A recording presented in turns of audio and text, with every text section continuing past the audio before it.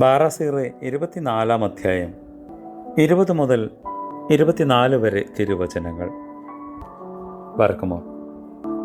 നറും പശ, സുഗന്ധവർഗം, മേൽത്തരമായ മൂറ എന്നിവ പോലെ എൻ്റെ സുഗന്ധം പരന്നു.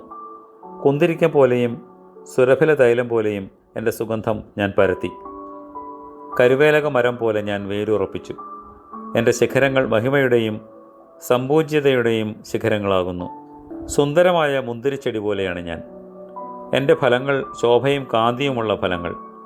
എന്നെ ആഗ്രഹിക്കുന്നവർ എൻ്റെ അടുക്കിലേക്ക് ഓടിയെത്തി എൻ്റെ സത്ഫലങ്ങളിൽ നിന്ന് സന്തോഷപൂർവ്വം ആസ്വദിക്കട്ടെ.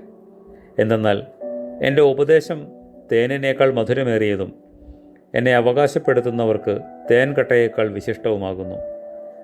എന്നെ ഭക്ഷിക്കുന്നവർ പിന്നെയും വിശന്ന് എൻ്റെ അടുക്കൽ തന്നെ വരും. എന്നെ പാനം ചെയ്യുന്നവർ വീണ്ടും ദാഹത്തോടെ എൻ്റെ അടുത്തെത്തും.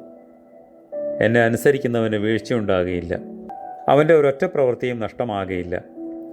ഈ പറഞ്ഞവയെല്ലാം കർത്താവിൻ്റെ ഉടമ്പടി ഗ്രന്ഥത്തിൽ എഴുതപ്പെട്ടിരിക്കുന്നു.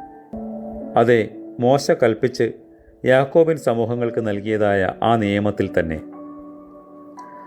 അത് പീശോൻ നദി പോലെ ജ്ഞാനം കൊണ്ട് നിറവുള്ളതാണ്. അത് വിളവെടുപ്പ് കാലത്തെ ടൈഗ്രീസ് നദി പോലെയും നിറവുള്ളതാകുന്നു.